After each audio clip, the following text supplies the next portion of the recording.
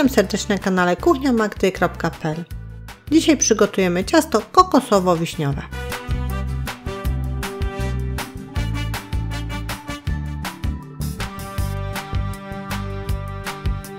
A przygotowanie tego cudeńka zaczniemy właśnie od masy wiśniowej, a to dlatego, że będziemy potrzebowali czasu na jej wystygnięcie.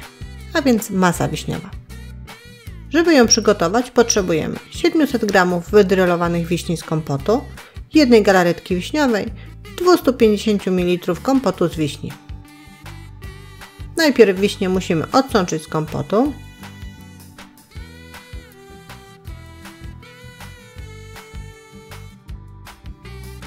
Po odsączeniu wiśni proponuję sprawdzić, czy nie ma gdzieś jakiejś pestki, żeby podczas jedzenia ciasta nie trafiła nam się pod ząbek i byłby kłopot. A myśmy wiśnie już odsączyli i sprawdzili, czy nie ma pestek. Przekładamy je na patelnię. Dolewamy 250 ml kompotu z wiśni, włączamy gaz i powolutku doprowadzamy do zagotowania.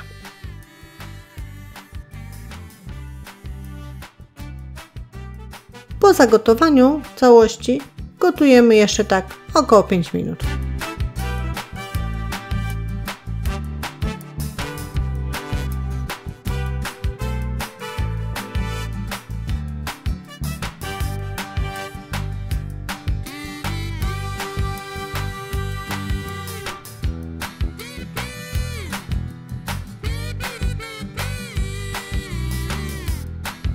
Po tym czasie wyłączamy gaz i dosypujemy 1 galaretkę wiśniową. Ja to zrobię na 2 razy, żeby łatwiej było mi ją rozmieszać.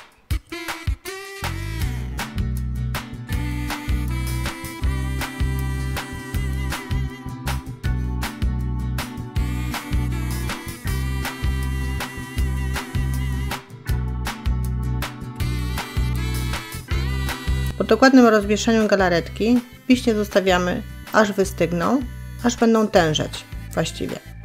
Proces ten możemy przyspieszyć. W momencie, kiedy wiśnie nam przestygną, wkładamy je do lodówki i czekamy, aż zaczną tężeć. Przy czym musimy je pilnować, żeby ten proces nie poszedł za szybko i musimy je mieszać, żeby nie zrobiła się gruda.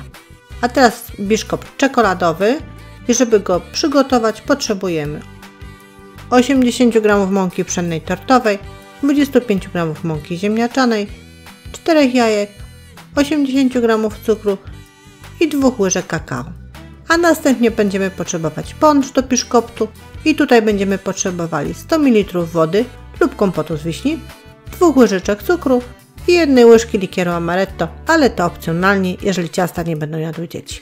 Na początek wymieszamy sobie produkty sypkie, czyli 80 g mąki pszennej tortowej z 25 g mąki ziemniaczanej i 2 łyżkami kakao. Wszystko ze sobą mieszamy.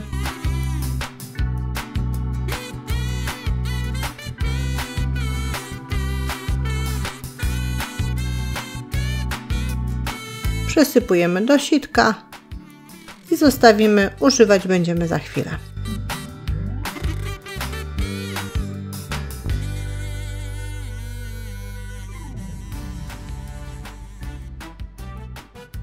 A teraz miska, do której dajemy 4 białka jaj, szczyptę soli i włączamy mikser i ubijamy białka na sztywną pianę.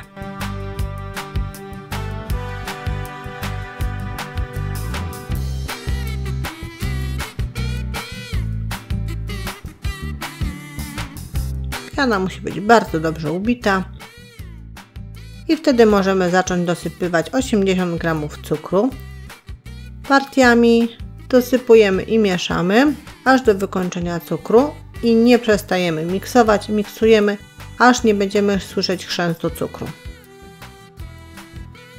Ta piana musi się bardzo dobrze napowietrzyć i jak Państwo zauważą, zrobi się jej nawet więcej. Teraz dodajemy 4 żółtka jaj, ale pojedynczo.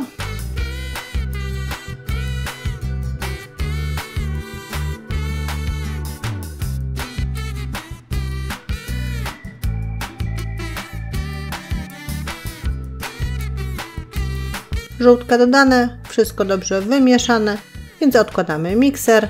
Będziemy przesiewać teraz produkty sypkie, wcześniej przygotowane i mieszać wszystko już łyżką ręcznie. Starajmy się to zrobić delikatnie, żeby nie wybić tego powietrza z tej piany. Mieszając całość nie zapomnijmy o spodzie, o bokach, żeby mąka nam nie została niewymieszana, tylko musimy wszystko bardzo dobrze wymieszać.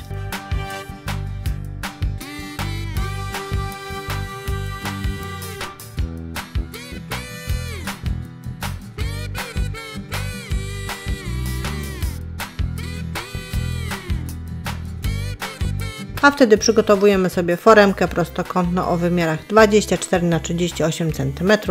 Jak Państwo widzą, sam spód wyłożyliśmy papierem do pieczenia. Tam jest taka mała zakładeczka, ona przyda się później.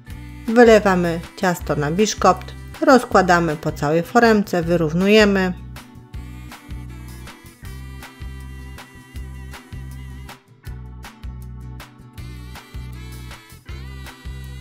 I foremkę wstawiamy do piekarnika nagrzanego do 170 stopni Celsjusza. Używając grzałek góra i dół, pieczemy około 20 minut. Po upieczeniu biszkopt wyjmujemy z piekarnika, zrzucamy z wysokości około 50 cm. To sprawi, że biszkopt nam nie opadnie i zostawiamy go do wystudzenia. A po tym czasie wyjmujemy biszkopt z foremki.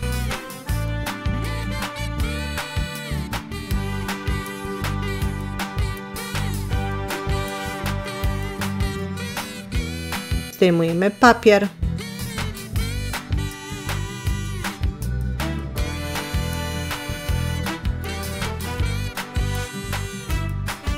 Musimy ściąć skórkę z góry. Jeżeli Państwo przygotują sobie biszkopt dzień wcześniej, zamkną go w szczelnym pojemniku, to ta skórka będzie odchodziła tak, jak Państwo tu widzą na załączonym obrazku.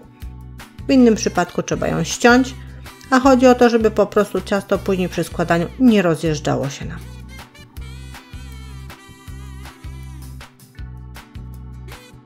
Biszkopt przygotowany, więc zajmiemy się ponczem.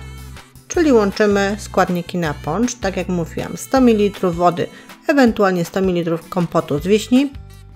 Wymieszamy z 2 łyżeczkami cukru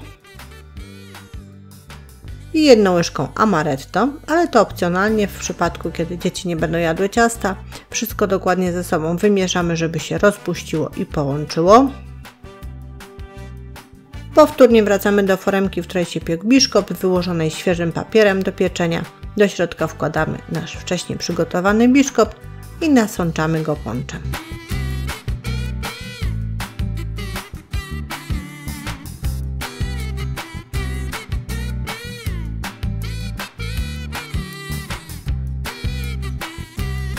Spód przygotowany, foremka na bok, a my zajmiemy się kremem kokosowym.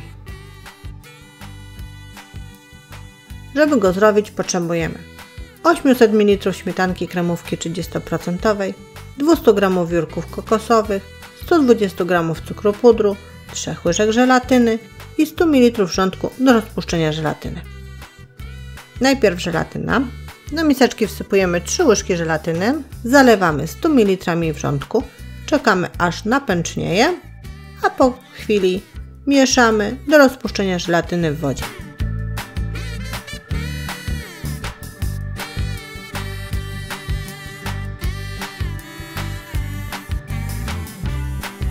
Zostawiamy do wystudzenia, a my zajmujemy się kolejnym elementem, czyli mieleniem 200 g wiórków kokosowych. Mielimy je na taki piasek. Jeżeli ktoś z Państwa nie chce mielić wiórków, to jak najbardziej nie musi tego robić.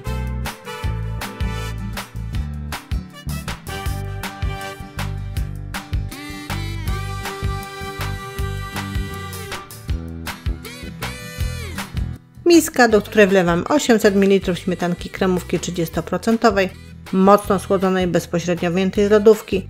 Włączamy mikser i ubijamy nabitą śmietanę.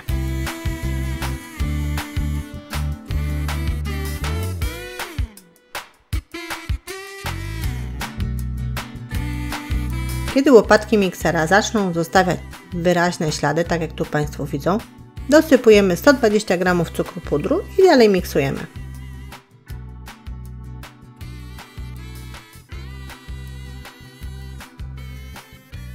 Tam co chwilę mieszają Państwo tą żelatynę, żeby się grudki nie zrobiły. a my w międzyczasie dosypujemy 200 g zblendowanych wiórków i wszystko ze sobą mieszamy.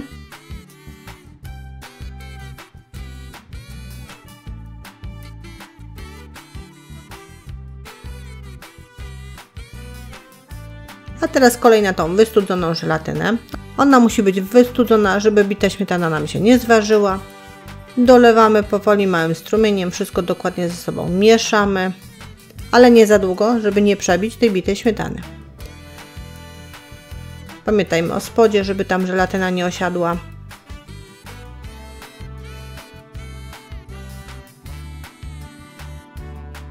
Po wymieszaniu wracamy do naszego biszkoptu nasączonego i wykładamy tą masę kokosową na biszkopt.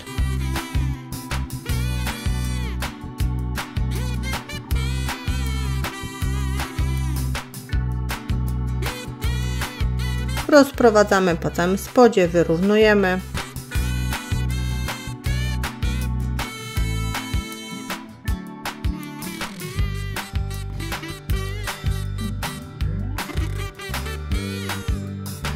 I foremkę wstawiamy do lodówki, żeby masa stężała. A teraz kolej na masę wiśniową, którą żeśmy wcześniej przygotowywali i zaczęła nam już tężeć. Tak jak Państwo tu widzą, przybrała konsystencję taką odpowiednią, żeby wyłożyć ją na naszą masę kokosową. Czyli wyjmujemy foremkę z lodówki, masa biała jest już na tyle stężała, że możemy spokojnie rozłożyć masę wiśniową na górę. Ale pamiętajmy, żeby powoli, nie drastycznie, żeby pod spodem nie zrobiły nam się żadne dziury. Wykładamy, rozprowadzamy. Tutaj może nie wygląda to, za chwilę Państwo zobaczą, że wiśni jest na tyle dużo, że one spokojnie, ładnie przykryją nam całą powierzchnię ciasta.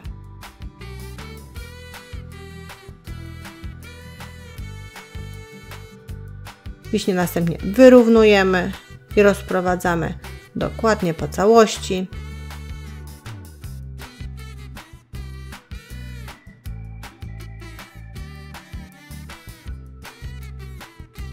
I foremka z powrotem ląduje do lodówki na kilka godzin już tym razem, żeby obie masy miały możliwość dobrze stężeć. No i na koniec mamy takie małe cudeńko. Mięciusi biszkopt, śliczna biała masa kokosowa, a na wierzchu czerwona masa wiśniowa, która wieńczy całe ciasto. Żegnam się z Państwem, zapraszam na kolejne przepisy i porady na kuchniamagdy.pl.